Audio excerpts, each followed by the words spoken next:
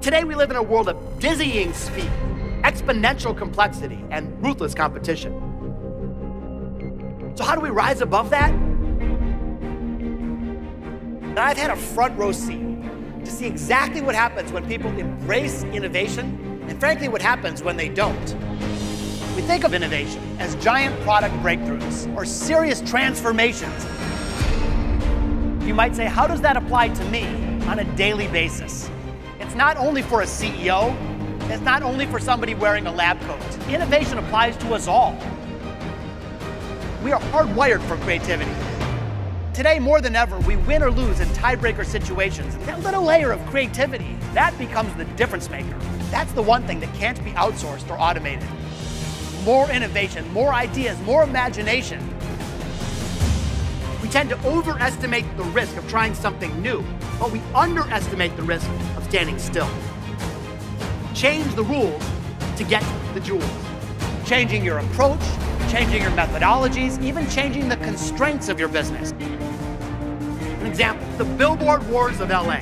Your move, BMW, within 1 week, BMW fired back.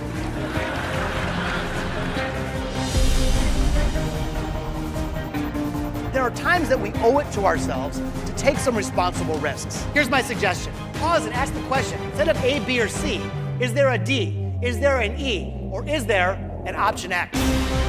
Now is the time to prioritize this gift of human creativity. Let's make today our jumping off point. Ideas are contagious. One idea becomes 6 ideas, becomes 11 ideas. You create momentum. And that momentum becomes unstoppable.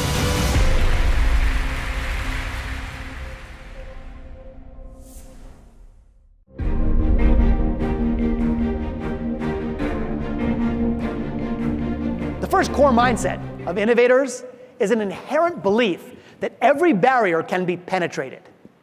In other words, no matter how difficult an obstacle may feel, the Elon Musks of the world, the Thomas Edisons of the world, it's not that they're smarter than any of us, but they just keep going forward. They believe there's got to be a creative workaround. There's got to be some way to scale the mountain. And if they throw enough imagination at a problem, eventually it will melt away. Now, the good news is we need not be starting our own company to think like this. We can apply this in just about any situation.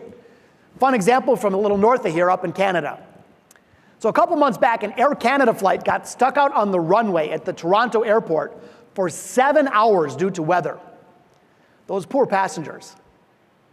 Well, once they gobbled up all the peanuts and they drank all the booze, they were getting pretty frustrated. They're texting their loved ones, they're tweeting, they're complaining, they're begging the flight attendants. They're saying, look, you at least have to give us some food. Well, an Air Canada flight attendant gets on the horn and says, ladies and gentlemen, I'm sorry, just nothing that can be done. Nothing that can be done. Well, a nearby WestJet pilot had a different idea. You see, he believed that every barrier can be penetrated. He realized that, yes, his job description was pilot, but his secondary description was disruptor, to serve customers, to grow their company. So about 45 minutes later, he wheels up one of those metal staircases to the plane, climbs up the stairs, bangs on the door, and when they open up the door, to their surprise, the guy's sitting there holding an armful of pizza. And it enabled amazing tweets like this one. Check it out. Awkward but funny moment. WestJet guy walks in and says, hey guys, I'm from WestJet and we do things differently. Want some pizza? Think about the impact that was created in that moment. Not just for the couple hundred people on the plane, but for the thousands that saw it as this went viral.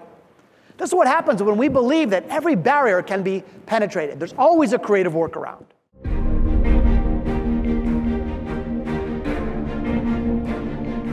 Which brings us to our third core mindset of innovators. I call this one, change the rules to get the jewels. One thing I've learned now in 28 years in business is that too often we tend to overestimate the risk of trying something new, but we underestimate the risk of standing still. Here I'm suggesting we change it up, changing around the rules of engagement, changing around our perspective, even changing around the resources that we use to get the job done in order to find new, fresh possibilities. The game of Monopoly started in 1903, actually, and of course, it's a classic. And it's been around, it's weathered the storms of digital and technology and augmented reality and all this. But here's something that happened pretty recently. They were trying to get close to their customers, as we all do, as we all should. And they heard something that was pretty disturbing. Turns out that 50% of Monopoly players cheat. Oh yeah, I know you do it, come on. You move an extra space, grab an extra couple bucks from the bank. But anyway, instead of them finding this behavior abhorrent, they said, maybe there's an opportunity here. Maybe there's a change the rules to get the jewels opportunity. They spent the next 2 years underground studying how Monopoly players cheat. And then just this summer, they launched something brand new, the Monopoly Cheaters Edition. So they've elevated the level of play. Not only is it the normal game, but now you get to embrace other cheats of other players, and they injected some of their own. There's squatters' rights, there's cyber threats, all kinds of cool stuff. And you're trying to outsmart others who could catch you and send you to jail.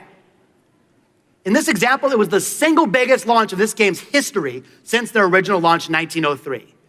So even those that have been in a mature industry for quite some years still can change the rules to get the jewels.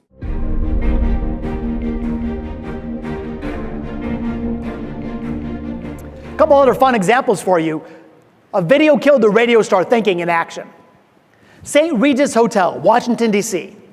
Like many of us, they were looking around their business, trying to reimagine, trying to reinvent. And they started staring at that empty closet. The closet that's in every one of your hotel rooms if you're not from the local Boston area.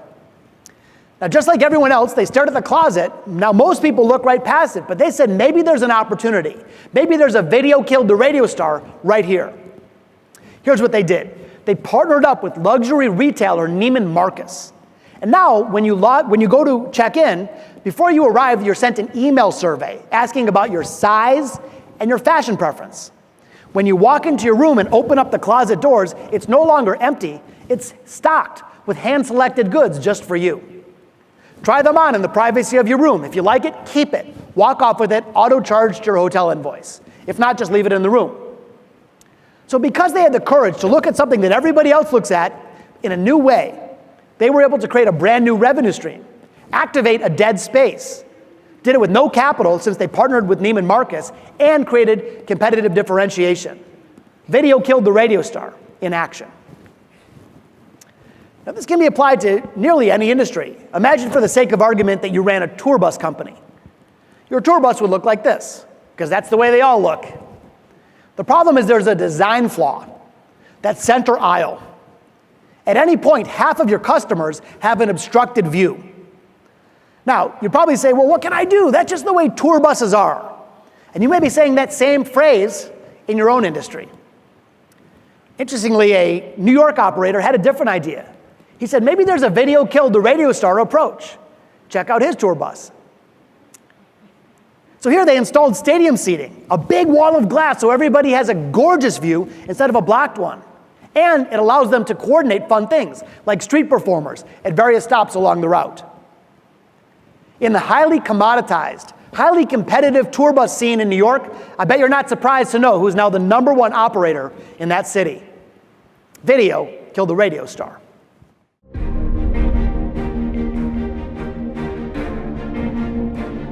All right, let's move on and take a look at our second core mindset of innovators. This one I like to call video killed the radio star. Many of us remember the song, 1979 actually, first song ever played on MTV, appropriately so. Here's what it means for us. It's about letting go of the past in order to seize the possible. It's a willingness to defy traditions, challenge underlying assumptions, and lean into new possibilities. As I was building my own company, I had a saying. I would repeat it again and again and again, that someday a company will come along and put us out of business. Might as well be us. Video killed the radio star. One of the most innovative ice cream companies, of course, is Ben & Jerry's. Kind of wonder, how do they stay so innovative? Well, one of the things that they do is that they're willing to let go of what was to make room for new, fresh ideas. So when a flavor is no longer successful, they bury it. No, I mean literally, they bury it. They host a business funeral.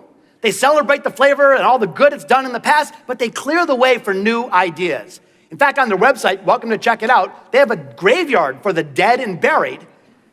And it's very clever. This is Wavy Gravy, for example. 93 to 01, it was terrific. But now they let it go. Think about the message that this allows for this incredible company to continue to push the creative boundaries. This morning, I'm going to share a couple very simple techniques, little takeaways that you can take back into your work and put them into action. And the first one, borrowed from our friends at Ben & Jerry's, is simply the business funeral. In other words, is there a system or an approach or a process that you're using maybe for months or years or even decades that it's time to celebrate it? Not a criticism of the past, but let's give it its due in the sun, let it move on to finer pastures, and now we can make room for a better, more relevant, more competitive approach, the business funeral.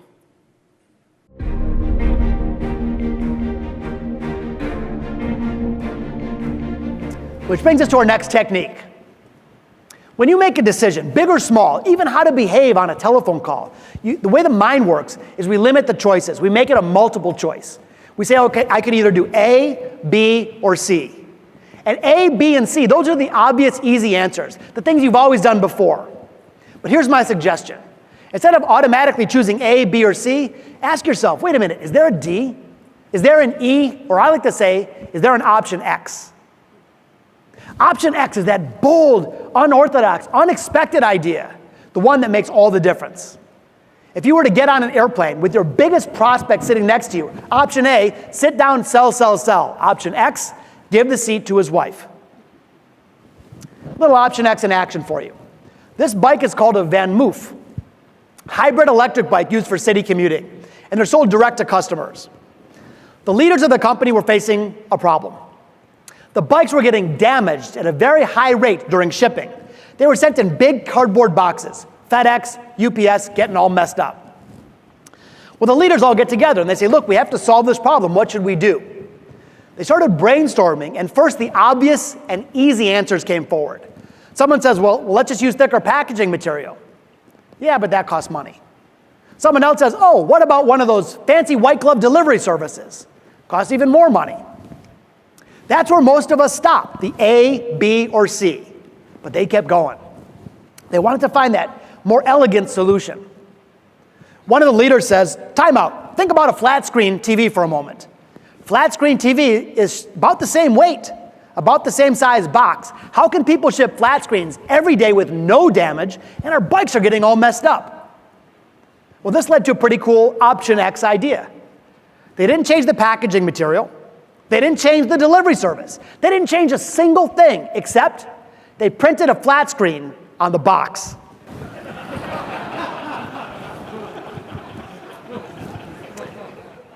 That's it, little extra ink. And the results? Damage rates were reduced by 70%. It's amazing what happens when we apply this option X, seeking the unexpected thinking, even to the most mundane business challenges.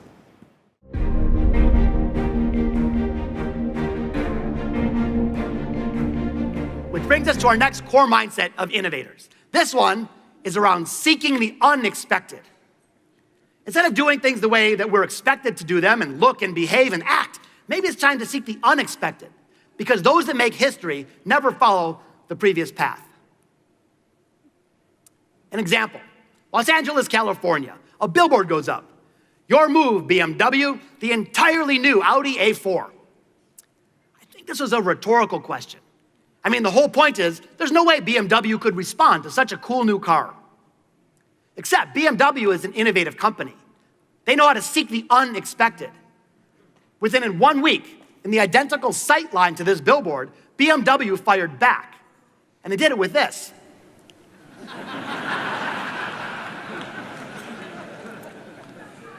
I don't think that's what Audi was hoping for, really. So now it's Audi's turn. The expected thing, call up the lawyers. The unexpected thing, 2 days later, very next billboard, Audi responds, your pawn is no match for our king.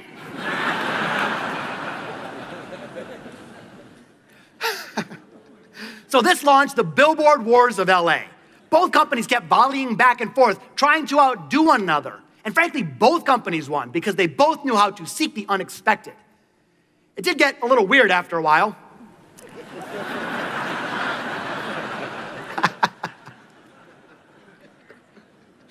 But check it out, at the end of the day, Audi wins. And here's why. They continued to seek the unexpected.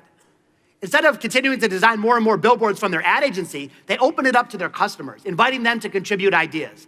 Thousands came in, many of which turned into live billboards. So think about that. They engaged their customers so much, they got them writing ads. But that wasn't their intent originally at all. They had a whole different idea in mind, totally backfired. But because they continued to seek the unexpected, they were able to flip a tragedy into a triumph.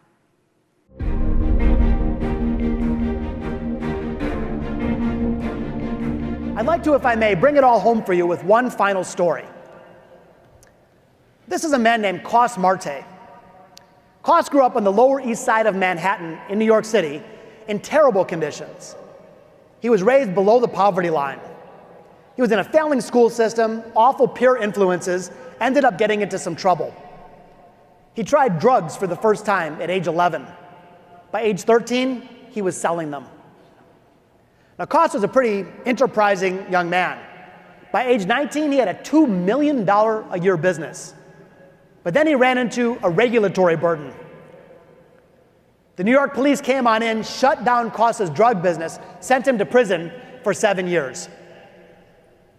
Now, at the time, Cos was overweight. He was in failing health, high blood pressure, high cholesterol. They ends up getting into a fight with a prison guard and get sent to solitary confinement for 3 weeks. Now here he is in a concrete cage in the worst environment that we can imagine as human beings. He was feeling hopeless and cold and terrified.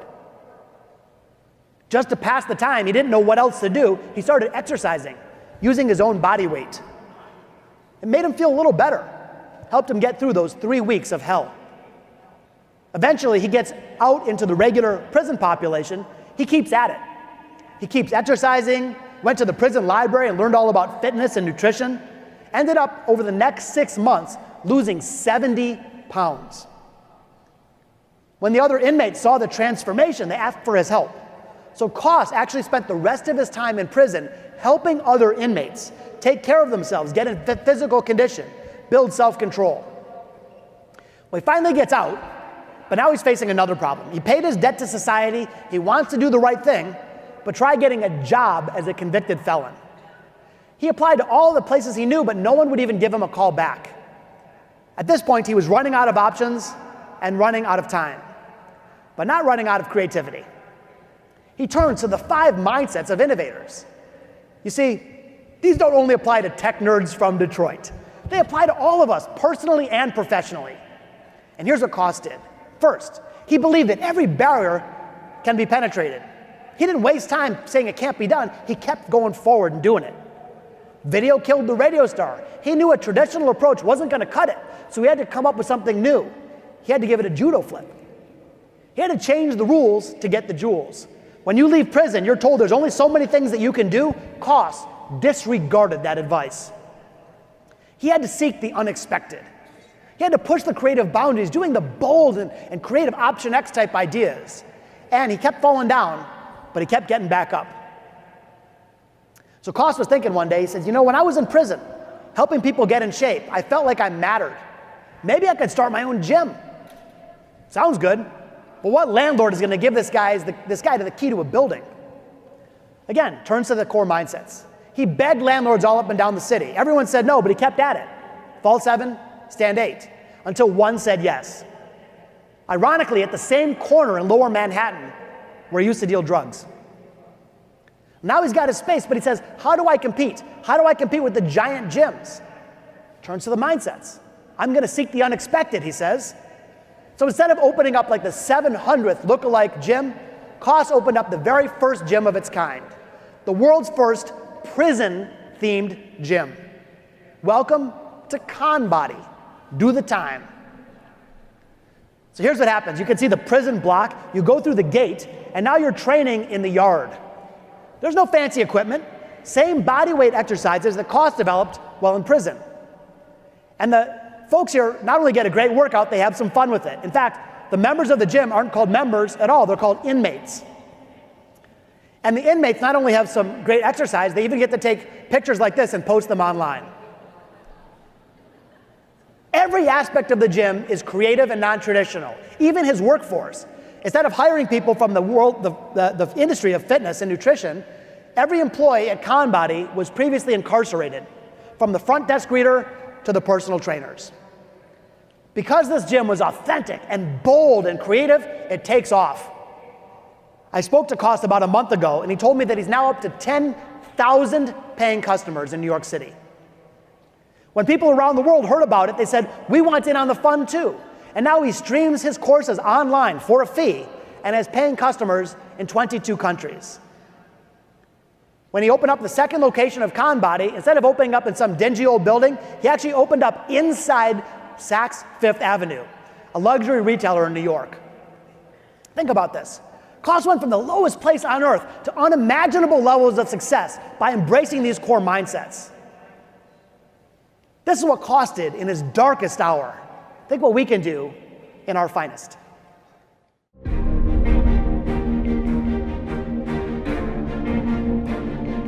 So how do you bring it back and how do you put it into action? Here's my challenge. In the next 7 days, while these ideas are still fresh in your mind, see if you can uncover just one. Just one new idea for creative disruption. You don't have to execute it next week. You don't have to fund it or get approval.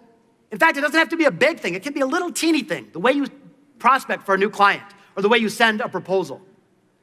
If you give yourself permission to just bring one idea to the surface, I know all of us have at least one, you create momentum, and that momentum becomes unstoppable. Ideas are contagious. One idea becomes 6 ideas, become 11 ideas. And before long, we fully embrace this creative vibe, and we'll continue on to win in the market. You know, the world, our industry, is very different than it was when my dad was at his prime back in the 80s. Today, the stakes have never been higher. The threats have never been bigger. The competition has never been more rough. But I truly believe the opportunity has never been more profound. Let's seize it. Let's make today our jumping off point. Now is our time. Now is our time to push the creative boundaries. Now is the time to prioritize this gift that we all have of human creativity and imagination. Now is the time to change the rules and get the jewels and seek the unexpected. And if we fall down 7 times, let's get back up 8. And if we can do that, truly our best days will be yet to come. Thank you.